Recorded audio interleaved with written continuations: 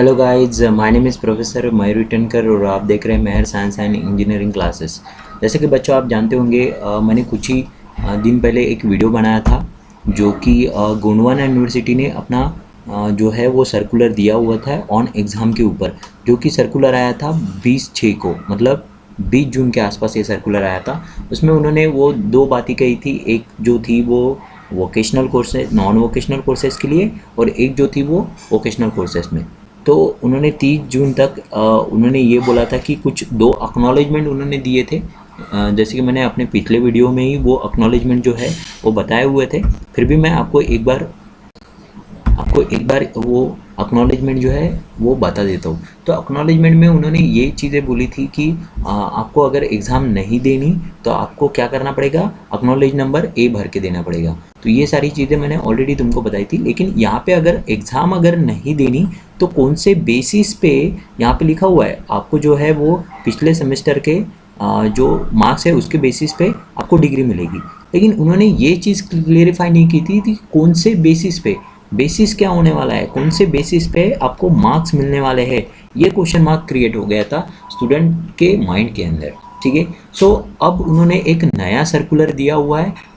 उस सर्कुलर के अंदर उन्होंने क्या चीज़ें बोली है वो मैं आपको थोड़ा सा समझा के बताता हूँ। तो ये जो एक्नॉलेजमेंट है, जो है वो एक्नॉलेजमेंट में कुछ चेंजेस करने किए हुए हैं गोंडवाना यूनिवर्सिटी ने।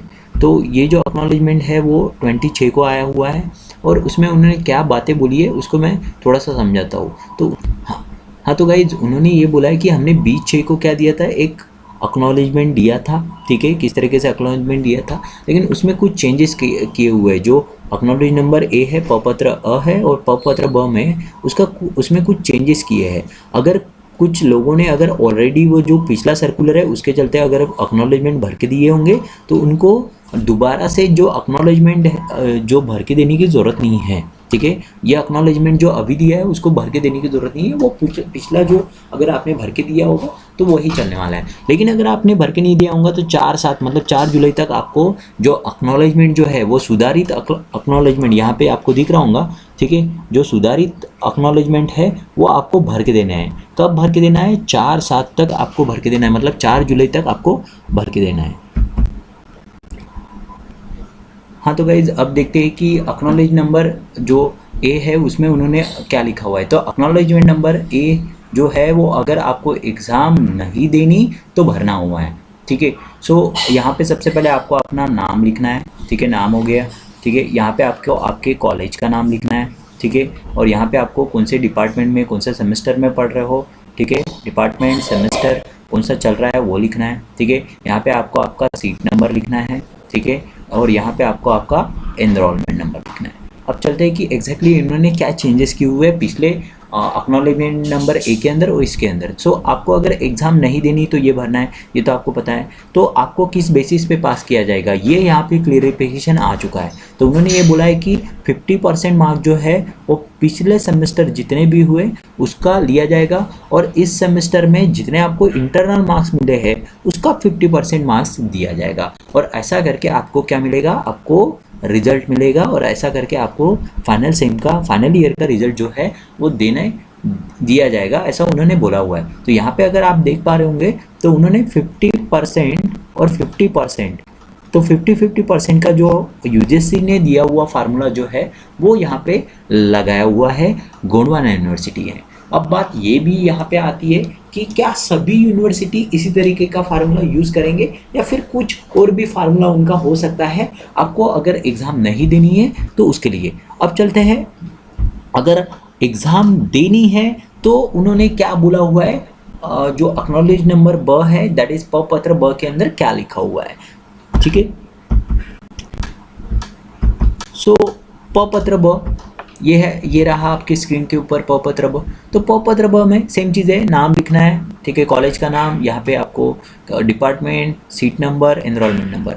अब यहाँ पे उन्होंने ये लिखा हुआ है कि हाँ, तो यहाँ पे उन्होंने ये चीज़ लिखे हुए, आपको तो पता है कोरोना का प्रॉब्लम चल रहा है तो हम जो है वो 50% मार्क्स पिछले सेमेस्टर के जितने भी हुए उसका एवरेज और 50% मार्क्स इस सेमेस्टर के, ठीक है, इंटरनल मार्क्स उसका 50%, मतलब 50% वो 50% ये ऐसा मिला के आपको क्या कर देंगे, पास कर देंगे। लेकिन फिर भी अगर आप यहाँ पे लिखा हुआ है, फिर भी अगर आपको अगर फ्यूचर का को देखते हुए अगर लगता है कि आपको अगर एग्ज़ाम देनी चाहिए तो आप वैसा लिख के दीजिए, पत्र ब लिख के दीजिए। तो ऐसा यूनिवर्सिटी ने बोला हुआ।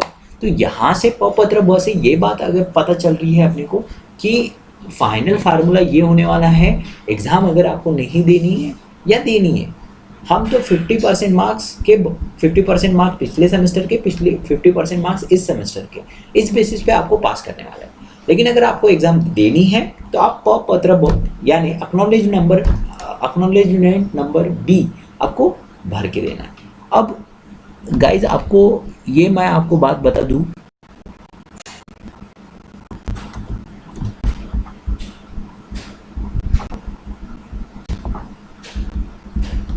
हाँ, तो ये तो बात गाइज मैं आपको ये बता दूं कि ये तो बात हुई गडचिरोली यूनिवर्सिटी की, दैट इज गोंडवाना यूनिवर्सिटी की ये बात हुई थी, और कल ये जो है वो सर्कुलर आया हुआ था। अब देखने लायक ये बात होगी कि बाकी के जो बोर्ड्स है, यूनिवर्सिटी है, चाहे वो MSBT हो, चाहे वो गोंडवाना यूनिवर्सिटी तो ने तो दे दिया है, आर्टिमिनो यूनिवर्सिटी है, जो अमरावती यूनिवर्सिटी वो क्या फार्मूला डिसाइड करने वाले हैं, वो देखने लायक बात होगी। दूसरा चीज़ ये कि बहुत से लोग मुझे ये पूछ रहे हैं टेलीग्राम पे, व्हाट्सएप पे कि सर हमने क्या करना चाहिए, हमें एग्ज़ाम देनी चाहिए या नहीं देनी चाहिए। तो गाइज़ मैं आपको बता दूं, मेरे अगले वीडियो के अंदर मैं यही चीज़ आपको बताने वाला हूँ। मैं पर्सनल ओपिनियन मैं अपने अगले वीडियो के अंदर देने वाला हूँ। तो गाइज़ अगर आपको ये वीडियो अच्छा लगा होगा तो इस वीडियो को लाइक ज़रूर कर दीजिए, और जितने भी नए व्यूअर्स आएंगे उन्होंने अगर ये चैनल को अभी तक सब्सक्राइब नहीं किया होगा तो इसे सब्सक्राइब ज़रूर कर दीजिए, क्योंकि इसी चैनल पे आपको टाइम टू टाइम अपडेट जो है वो एग्ज़ाम को लेके मिलते रहेंगे। सो गाइज़ चैनल को सब्सक्राइब ज़रूर करना ना भूलिए। So thank you guys, thank you very much.